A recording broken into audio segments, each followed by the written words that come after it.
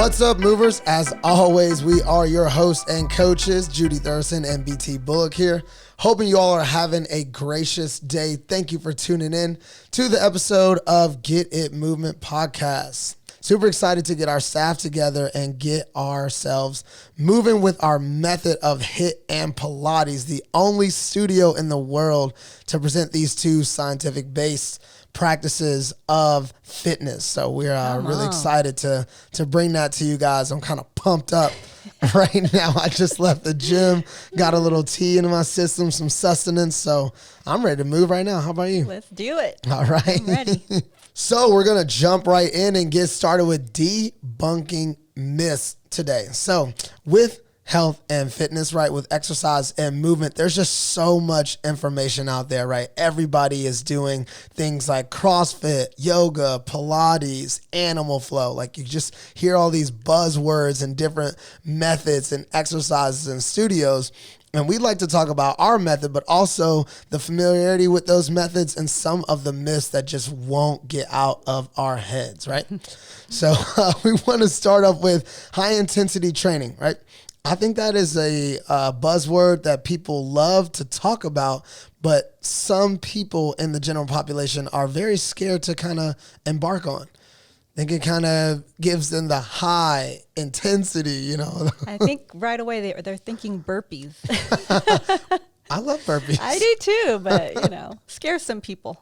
Yeah, absolutely. And, okay, there might be burpees, but, there's always modifications and regressions, and there's always levels of our fitness, right? It's not like, hey, just bust out some burpees. You can't do it, then try harder or, get up, Let's say take away the press, take away the jump. Let's bust out a sprawl. Let's break it down to where we can build these individuals instead of, ostracizing them or saying that, hey, if you can't do that, then this isn't the studio for you. Right. So, with that, you hear high intensity and a lot of people think also high impact. No, that's my clear-cut answer to that is absolutely not. High intensity can be, like we talked about burpees. That can be a high intensity exercise for one individual. It could legit be a warm up for the other, right? It's not about this big right and wrong. It's about specificity. And I think that is the key is if we are servicing people and making sure that we are elevating and building their bodies, protecting their bodies, then they have to have options. They have to have some type of empowerment in what they're doing. And we have to have some type of way to connect, some type of first step. And you can't just go to box jumps, so to speak, when you're just hitting the Stairmaster, right? There's like I said earlier, there's levels to it. So, and what I love about that is we want to meet people where they're at, right? So you're not going to come in and think, oh, if everybody's doing this, this is expected of me. And I really love the idea that we're allowing people to listen to their body. Yeah, you're on your journey. To your intuition, listen to what your max is, right? And I think that's so important as especially the more mature crowd because, we can't keep up with them youngins and we shouldn't. And there's a different max for me at my age than there was, 20, 30 years ago. So yeah, like you said, listen, I think the key point is listening to our bodies, right? And, at GIM, we want to build trust. The big thing about building trust is being able to be heard, right? You want to come into a studio and say, hey, I'm fearful of a burpee, or I'm fearful of a jump squat, or, this is an injury that occurred. It could be 10 years ago. Right. If that's where you are, if that's where your mind is, then we have to start there. If you're physically capable, if I see some of your movement patterns, I'm like, I know they can do that. I'm not going to rush you into it. I'm going to say, hey, that's my job to see that you can do that. And it's also my job to bring you to that awareness for yourself, right? To lead you to that, right? That's the whole point of instructing and being an instructor or a trainer is to service somebody selflessly and lead them where they've never thought they can go, but also at the pace that they need to be at. That's the professionalism. That's the knowledge.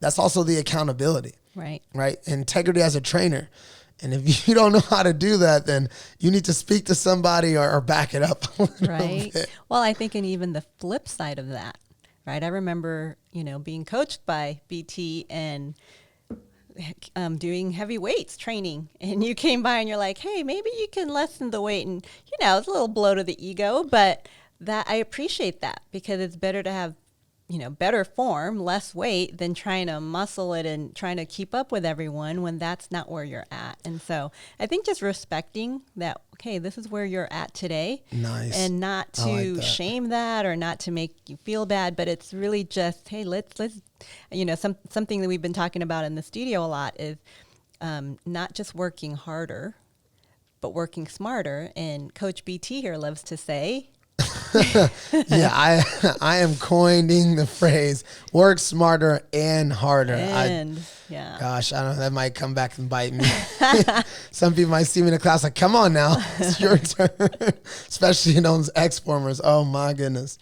But I love that, because, our classes are designed to be 45 minutes so that you're in and out of there at the most, reaching your maximum potential. So we're not wasting a lot of time. We're in there. We mean business, right? Yeah, no. And it's also a process, right? Like, no matter where you're coming from, if you're just waking up, if you're getting out of work, if you just took the kids, like everybody's day is a little different. Yeah, so true. In the studio, I love the environment that we have, the simplicity. It's so inviting. It's so intimate. There's no clocks. There's no beeps. There's no timers, right? We're not trying to battle against other external factors. We're really tapping into internal barriers, or, trying to build that communication within our bodies, build that resilience, build that understanding, right? We talk about controlology and, understanding and feeling the resistance. How does it make me feel? Where are the barriers? Where can I break them? Where do I feel? And I feel like that gives a lot of freedom to make that decision for yourself. I in my other studios that I coach, everybody's like, I don't want to be yelled at, and I'm like, I look and I feel so bad, because I'm like, who is yelling at you? They're like, no, I mean, like, I want to do it, but I can't, so I don't want anybody to yell at me and feel like I'm not trying, and that just breaks my heart. Yeah. Coming from an exercise psychology background, a lot of people don't get the understanding of the impact that they have on these individuals that are, kind of fearful, kind of hesitant, apprehensive to some of these movements, but they come out and they have the courage to step up or walk up or, set their schedules and do something different. And that's the first interaction they have, or, that's something that they're frightful for. And, you want to change that. Yeah. I feel like we have a responsibility to say, no, not here, not with me, not now. And you're in a safe place. It's kind of, it's kind of different to think about it where, you're coming to enrich your health and you're worried that the place might be unsafe for you. Yeah. Well, it's interesting. I used to go to a studio like that where the instructor was kind of known for being a bully. and it's funny because Boo. I know, but so many of us were there and we would just take it, But as I matured a little bit, I realized, and then I saw him, years later and took his class, and he was still kind of in that bully mentality.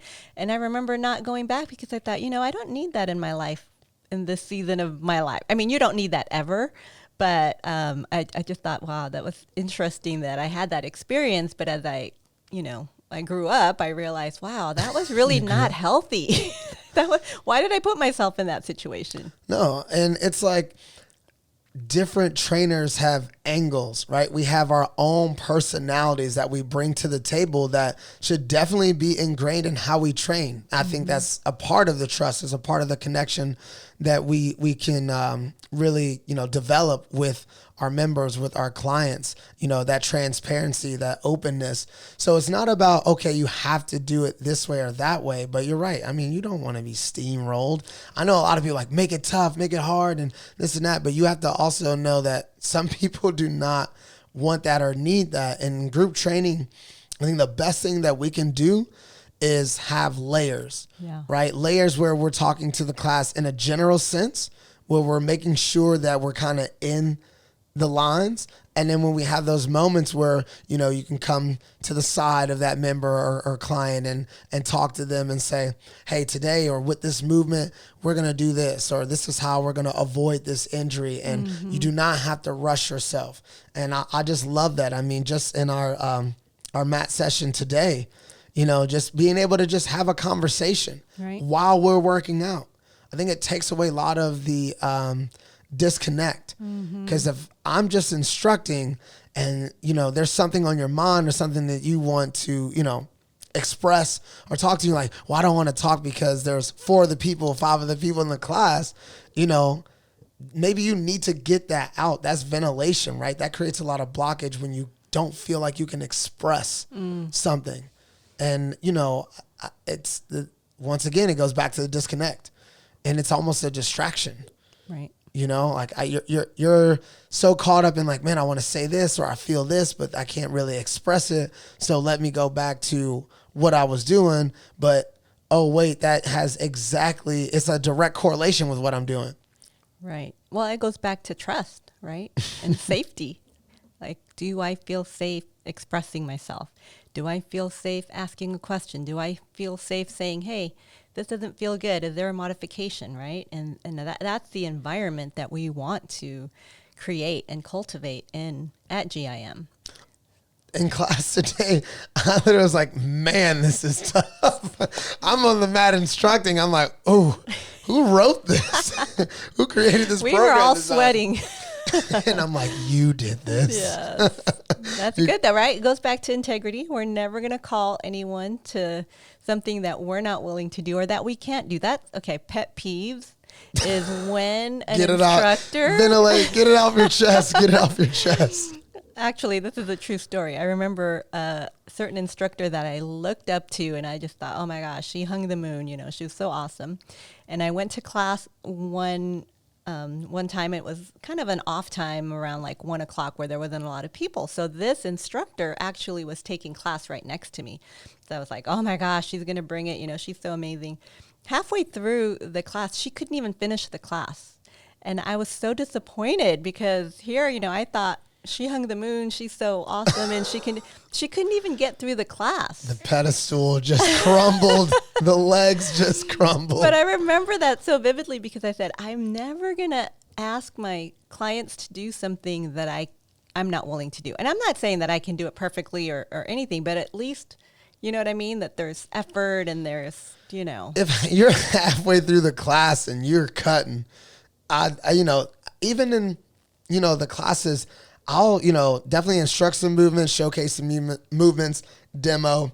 Sometimes I just have to look up to make sure people are understanding, you know, they feel like, you know, they're being queued up, you know, because I can say one thing and it might mean something to somebody else. You know, just want to make sure the message is being received. Mm-hmm. But then I'm like, all right, get back down there. You know, once I see check. Okay, let me keep going and getting my work in too. And it is taxing. But at the same time, I mean, this is an amazing profession where we're seeing what we're made of, right? Yeah. We're being held accountable as well. It challenges us. It calls us higher. Absolutely. No, it's definitely something that you have to get the rest. You have to be hydrated. You have to walk it how you talk it, especially if, you know, we're doing a mat class now. And, you know, once we get the machines, be a little different. But at the same time, you know, most of my program designs and the things that we will be implementing are things that I just did on a Sunday morning and just really saw that, does this make sense? How does this feel? You know, even the next day, write a couple of notes on super sore in this area or, you know, little notes. So we understand what you guys are going through and how that's going to affect your body to some extent, right? We'll have that, you know, level of empathy. And, you know, when we feel your pain. Exactly. And when it kicks my butt, I'm putting an asterisk on it. And I'm like, oh, yeah, that's the one we're bringing for Monday. We're going to start this week off right. I love it. That's so awesome. So back to more myths. I think one thing that I always thought about, not necessarily from my experience, because I had 0 to, to none. It was like Pilates. Mm-hmm. Yeah, Pilates. Now, I have heard Pilates since I stepped foot in the arena, right, in the field of health and wellness. And my first class was a couple months ago. And I've had a high level of respect for Pilates. It's just sometimes when you don't incorporate something or you haven't experienced it, you just don't know, right? You're kind of, impartial to it. And I just thought about, the time under tension, right? The focus, the tempo, and just basically understanding that there are different levels of lengthening and contracting these muscles. And I love the class that we were in that you were instructing about the shakes. Bring on the shakes. Yes. They are coming.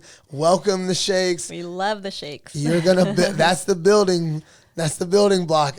Yeah. Are the shakes. And then you see, and we talked about this before, a lot of the professional athletes and a lot of people thinking about recovery and thinking about, okay, I am putting a lot, and we talked about impact earlier, a lot of impact, not only just in my performance or my sport participation, but also in my conditioning, right, in my exercise and some of the programs that we're doing. But Pilates is one of the toughest self-love feeling experiences I've ever had.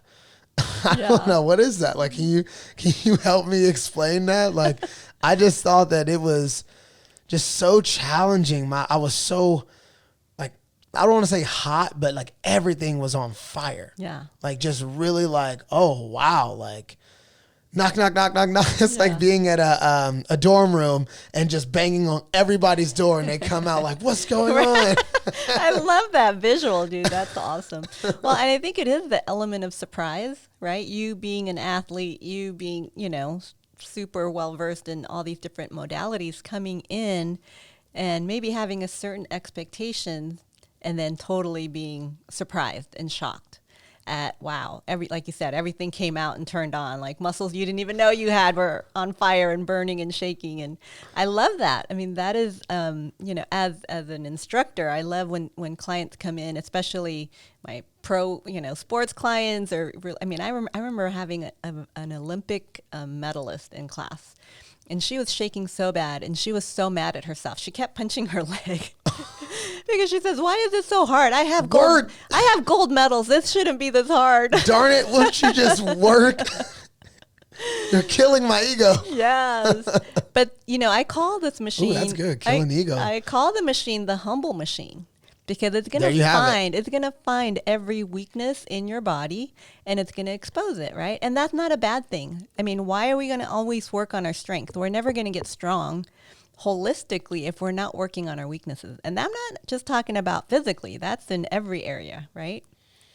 Man, so. I took that to heart because just diving deep in, when you just want to be a better person for yourself, for the people around you, and you see that certain things are affecting you, it's just, maybe it's a little bit unhealthy. Maybe it's overbearing, right? And you're like, okay, well, I'm going to do things that I know I'm good at, or just kind of like stroke the ego and instead of fixing the actual problem, because that's the tough stuff, right? We're just like, all right, well, beeline back to what I'm good at and just kind of boost up, like get that hormonal, like, oh yeah, okay, this feel good kind of response. And then it comes back, right?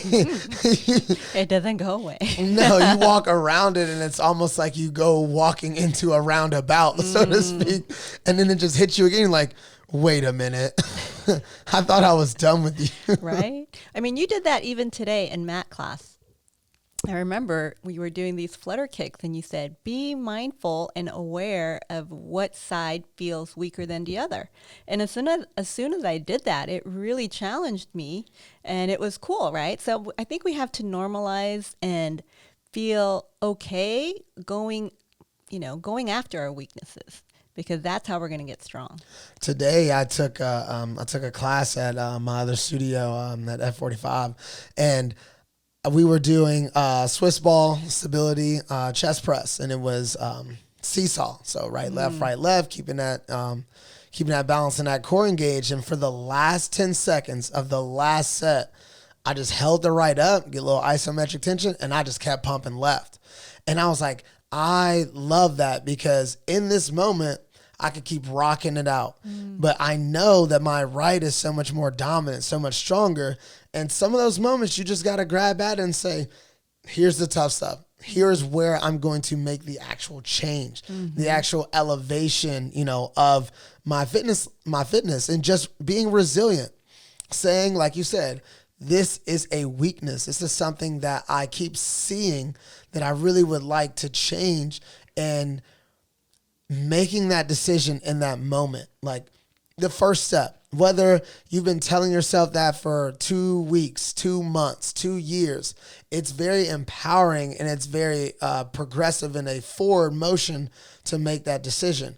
And it's something that creates momentum, and it could be a snowball effect. I was listening to a podcast the other day, and they were just like, take cold showers.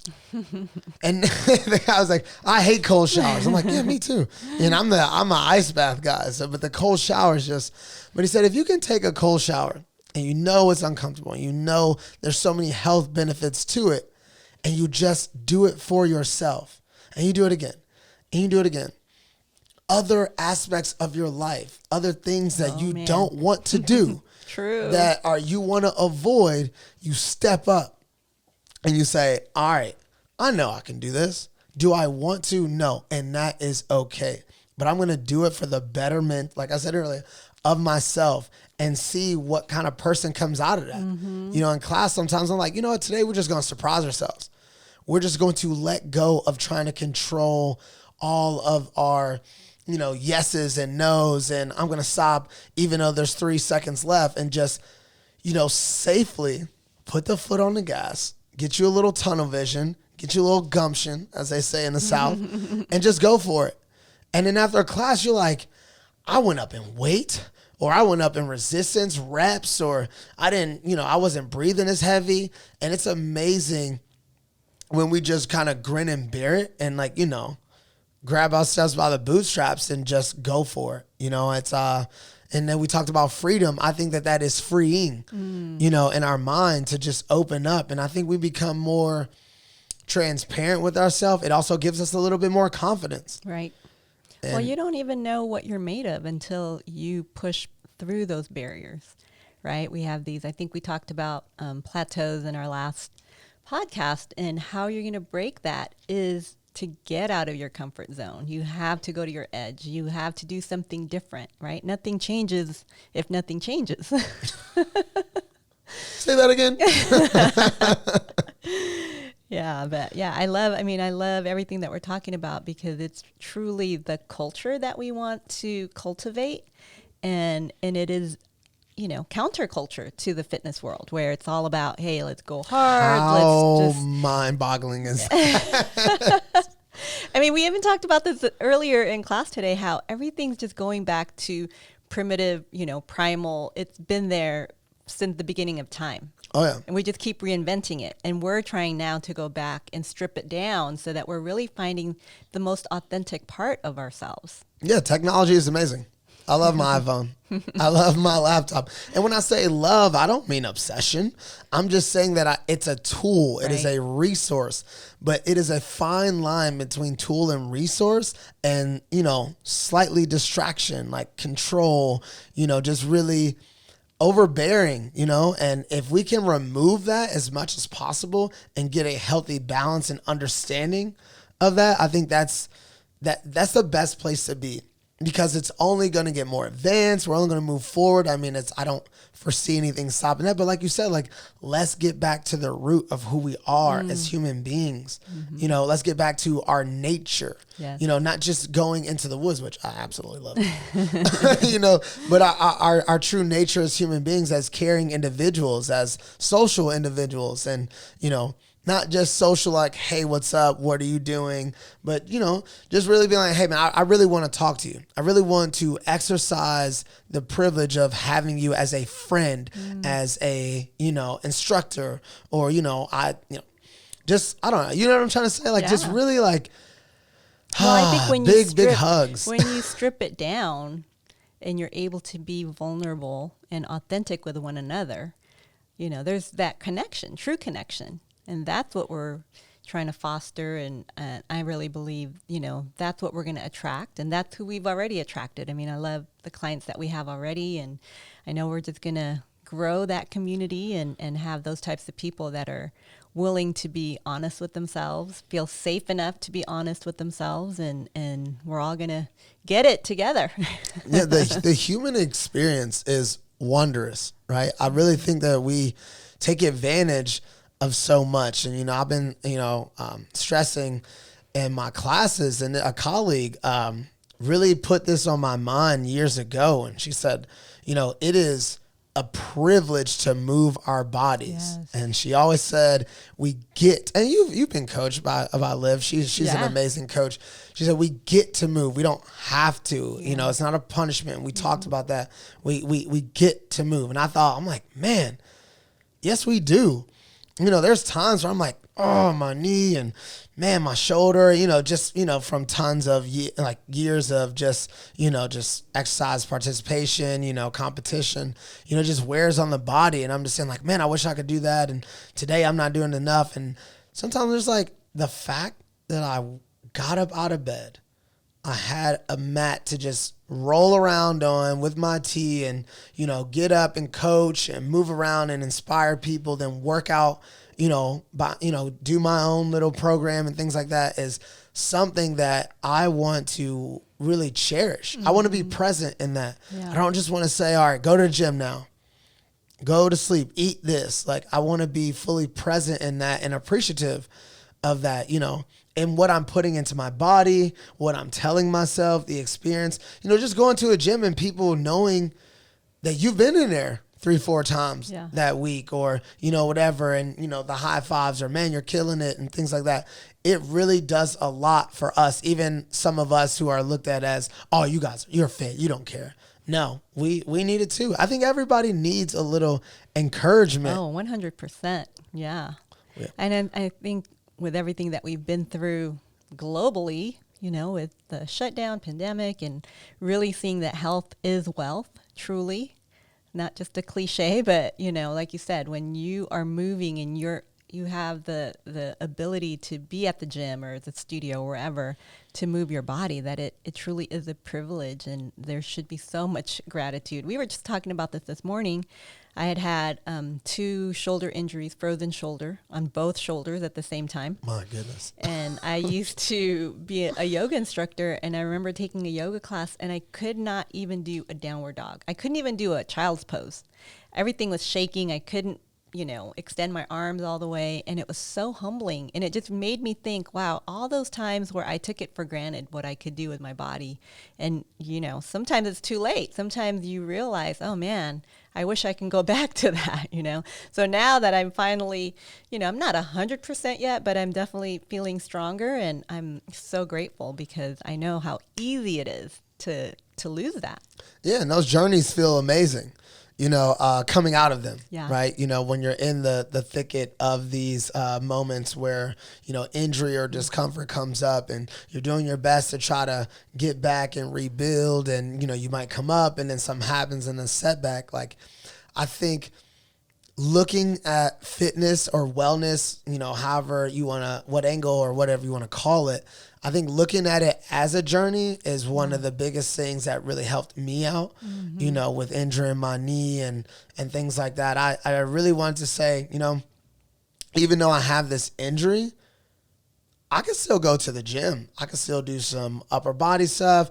I could do some just movement, you know, and I just think that we kind of look at the numbers or the statistics or the aesthetics or just maybe what other people think. Imagine just walking into a gym or a studio, big cast on your leg, or, you know, knee wrapped up, or you're in crutches, and then you just hop up and you start doing pull-ups and you start doing this and you're hobbling around.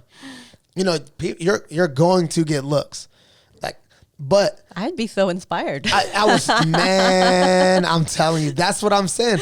We're looking at it as inspired, but in our head, our self-talk, right? We're sitting there thinking like, oh man, I don't want all these people looking at me, but you might have just sparked something in somebody else that just, they hit another injury or they have a friend that's injured, like, hey man, you should come to the gym. Like, it's just, I don't know. I think that socially we're overthinking so much because all our images are people who are super fit or, they have this % body fat or this many followers or whatever the case may be, where we put them like you said, on this pedestal.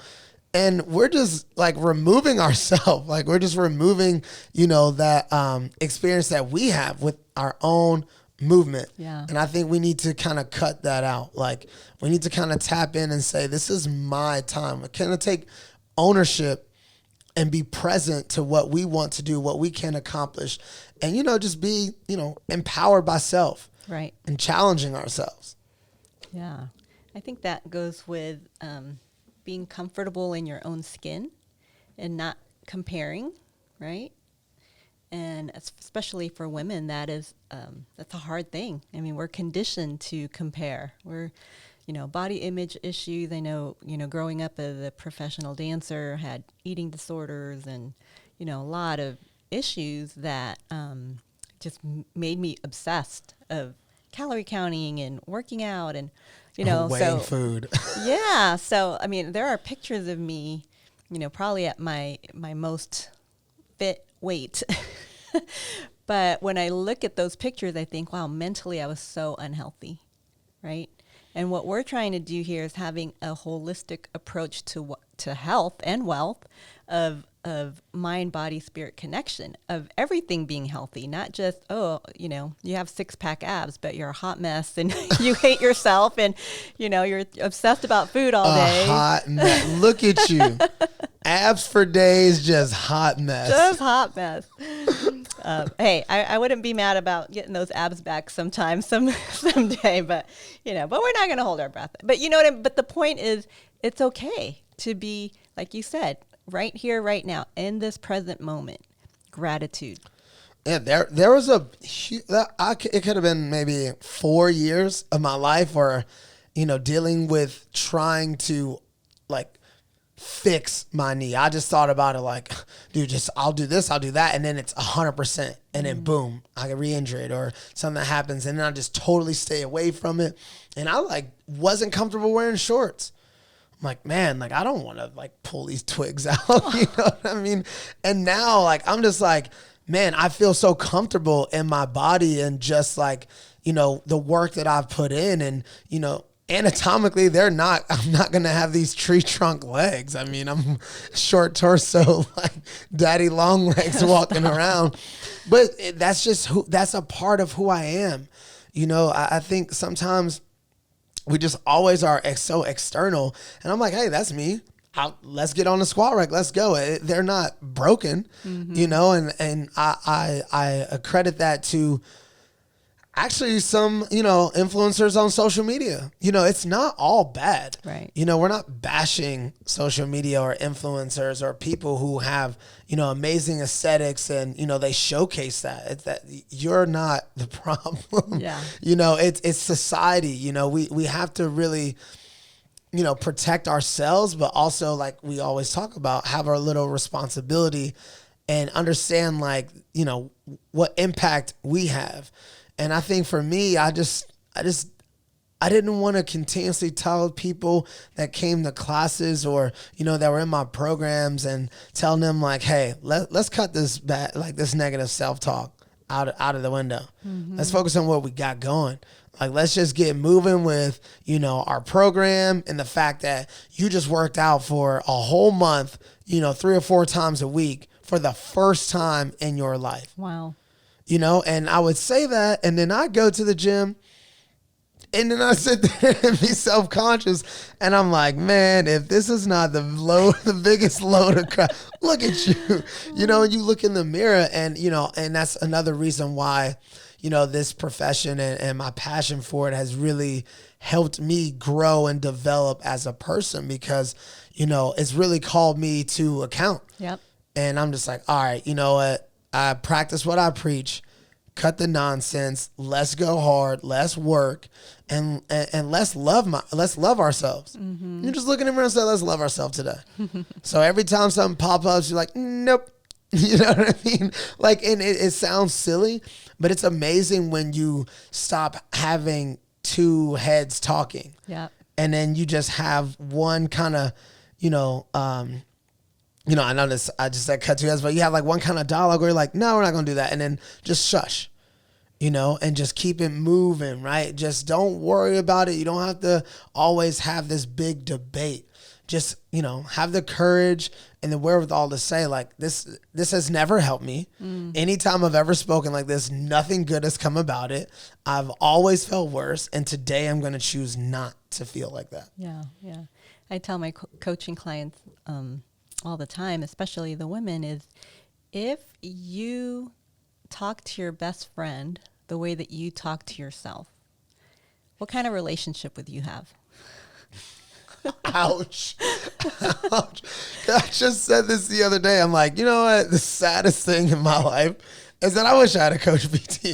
Like, why can't I be BT for BT? It's like, this is ridiculous. Well, that's why coaching is so valuable, because we need it. Even though we're the coach, we need the coach, speaking into us, helping us and holding us accountable to what we already know we should be doing, right?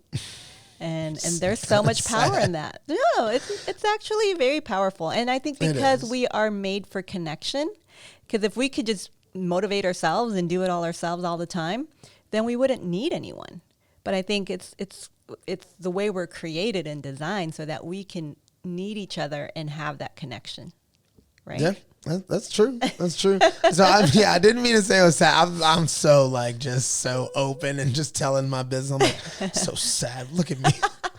No, I love that. I'm going to go home and meditate and be like, stop this. No, I love how vulnerable you are, because even just a little comment ago, you were like, yeah, and going to the gym and being self-conscious. I love that you can say that out loud, because looking at you, there's, that would be the last thing I would think that you're thinking, right? But that's the reality, is all of us have some kind of insecurity that if other people saw us, they would never in their wildest dreams imagine that we're saying that, right? So true. I mean, I remember Jillian Michaels was on a podcast or a TV show complaining about her thighs. I'm like, dude, you're Jillian Michaels. Victoria's Secret models are complaining about whatever. And I'm just like, wow, we all have our thing. Yeah, that's true. And that's okay. So true. I walk around and I'm like, I can't believe I'm saying this. I'll walk around in a mirror, right? Gym, I don't know, house. And I'll look at my calves. I'm like, why don't you grow? And I'll just start walking on my feet, like heels up, just like, come on. Oh, you're hilarious. Get a little pump in. So, I mean, yeah, you're right. We all have our thing, and that's just what it is. And I think even having that thing, it's if you can laugh at it, if you can say, man, wow, how silly am I? And it doesn't, like, once again, you're not beating yourself up. You're just acknowledging that we all are imperfect human beings. Yeah. And there's just things that we do that don't make any kind of sense, but we do them, and we try our best to try to not have them affect us so much, and or have a negative aspect in our lives. So that's funny. Okay, so back to the myths. Wow, we're all over the place today, but I love it. It's so we're hitting it. We're hitting it all. Back to the Pilates myth. And I love that you are, our program director and totally all in this method, because I think for men especially, there's this idea, this stereotype of what Pilates is. And so they don't even, they think, oh, that's a girly girl workout, or, that's for grandmas or whatever. Where's the barbell? And so why don't you speak to that for the men in our audience? What kind of benefits would Pilates have for the athletes, for the men? You hit it right on the head. If you are an athlete and you have not tried Pilates, try it right now and get a hold of me, and you tell me. you come right after a class, 45, 50 minutes on a machine, any form of Pilates, and you tell me, because honestly, there's nothing like it.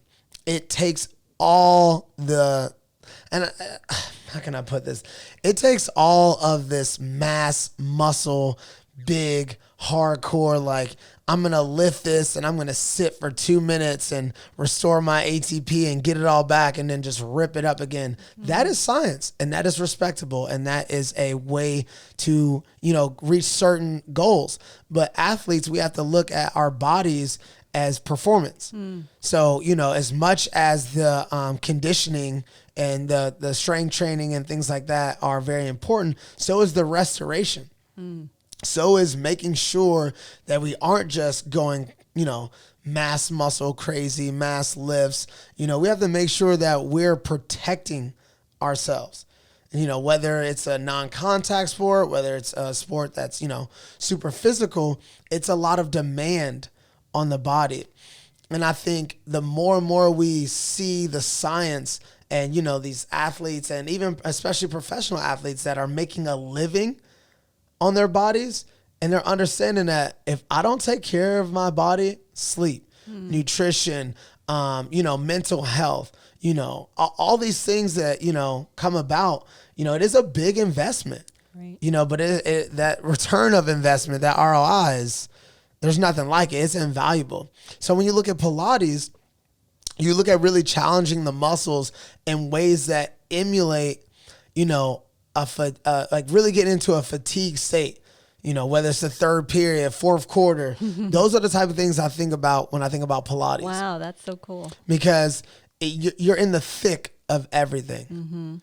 You're really connected, whether you're on the X former or the mat, like the type of openness and the type of muscle grouping and synergy that it calls for really speaks to a lot of things that are going to come about. Like when you're in your performance, it's not going to be more so about the squat at that point, like if the barbell squat. Now that might give you the strength to do that, but the muscular endurance of that, and using some of those supportive muscles, we were talking about the different heads on the tricep and, all the things that help us, build those stabilizers. It's hard to do that without slowing everything down, getting that timing and that tempo that we talking about, getting those eccentric downloads, getting that isometric tension, really building up that muscle in the three forms. Like, we want to contract, right? Concentric, tension, eccentric, and isometric. You're going to get that with Pilates, with the machine, and even on the mat, that we do a lot of the holds and things like that. And I always appreciated that in yoga, but I did a lot of flow, right? I did a lot of power yoga. Those were fun for me. Those are strengths. Yeah. To me. And, I definitely tried different practices, different methods. But with Pilates, I really think it speaks to taking everything to its finality. Like I've never felt that I couldn't do another rep more so than I did in Pilates and any other method of exercise. Wow.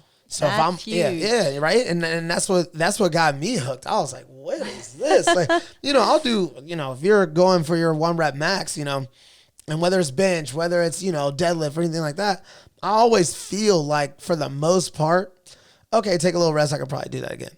Like I got a little bit more, and maybe that's just me. But when I'm on that machine and like we're like, okay, let's hold here. 8, and I'm like, oh no, she just said 8 seconds. My knees just doing this little big shimmy. Quivering, I'm like, everything's quivering. I'm like, this is cruel and unusual punishment. This is not a workout. Oh.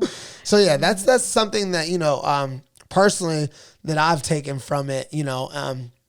And just tapping in, like I said, as directing this program and really learning more about Pilates and really introducing a lot of my expertise with the HIIT training and making sure it all flows together, and starting on the mat, right? We talked about starting at the root of what Pilates, was generated from, Joseph and his wife and what they created with the 34 exercises is humbling as well. But I'm still like, man, like, it's really cool to see the connection between the mat Pilates and the controlology and body weight, and then see the same pathway, right? It hasn't gone off into way left field with the, X former or the machines or different forms forms of Pilates. And, reading his books, a lot of people that they taught and, were, moved on to create their own methods or use their own tools, how they stay true as well. Yeah. So all the different form of Pilates,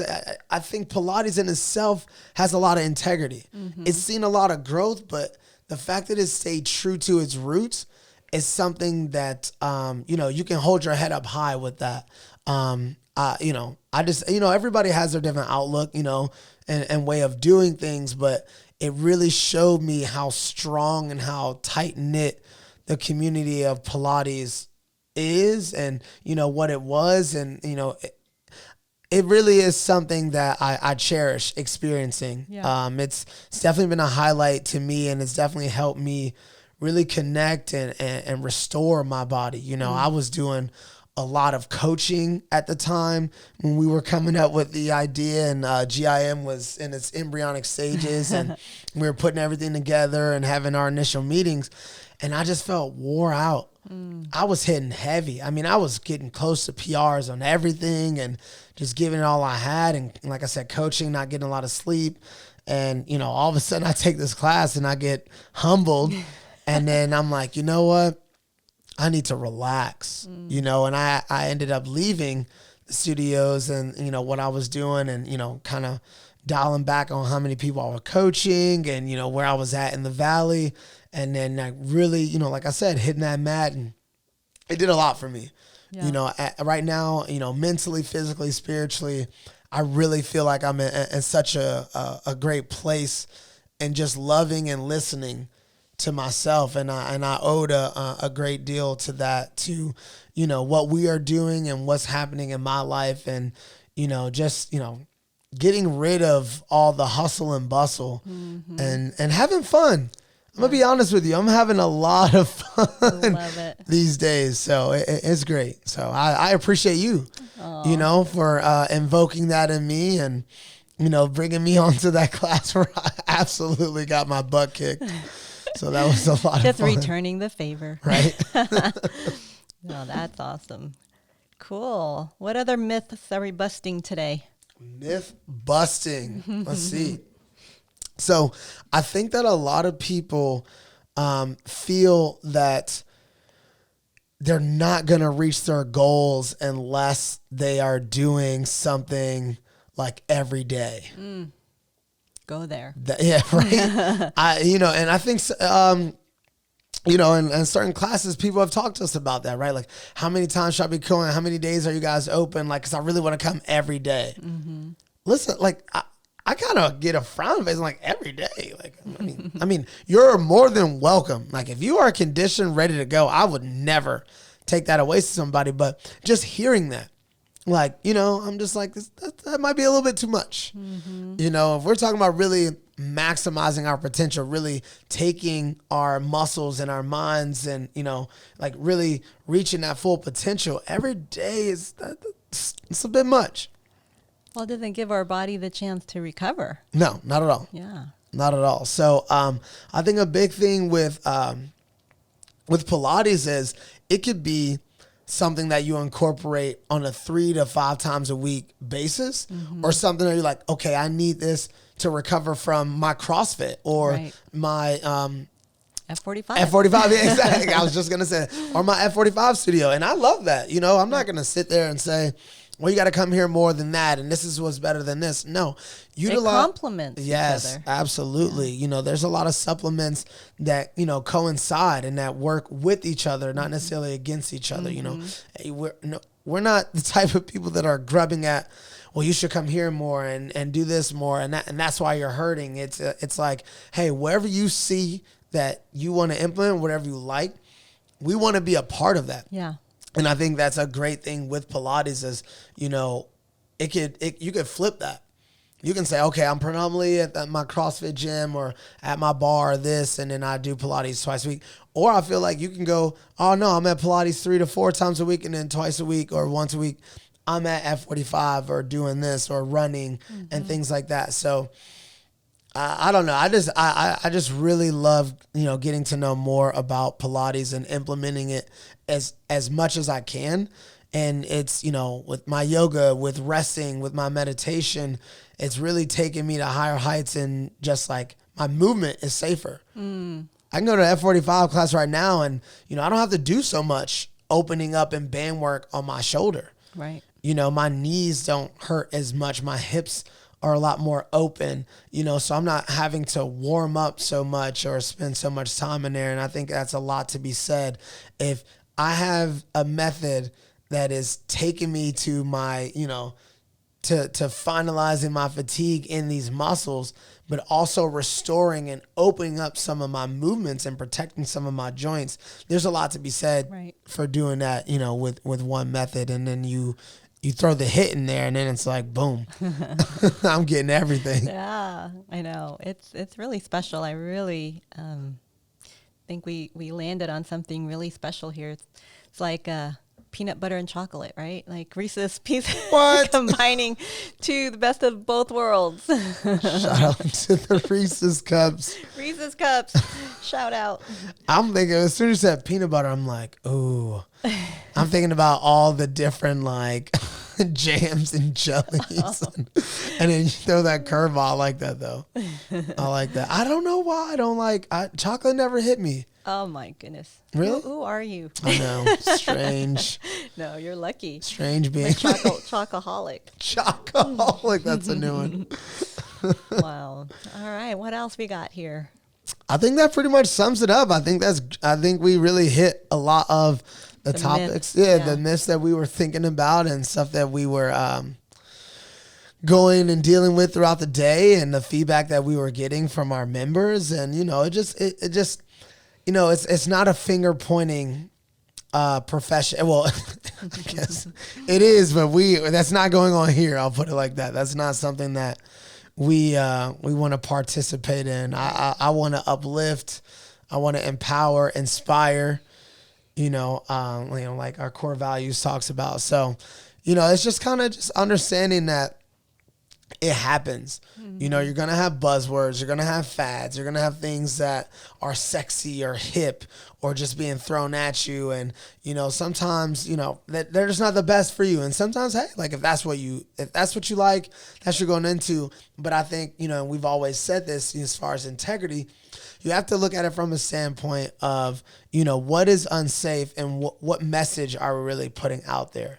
And how far away from science are we as we put out that message, and it speaks to just accountability and integrity like we talked about. So nice. I love it. Yeah. And I think, once you try this method and you really see how you feel, you're just going to know if it's for you.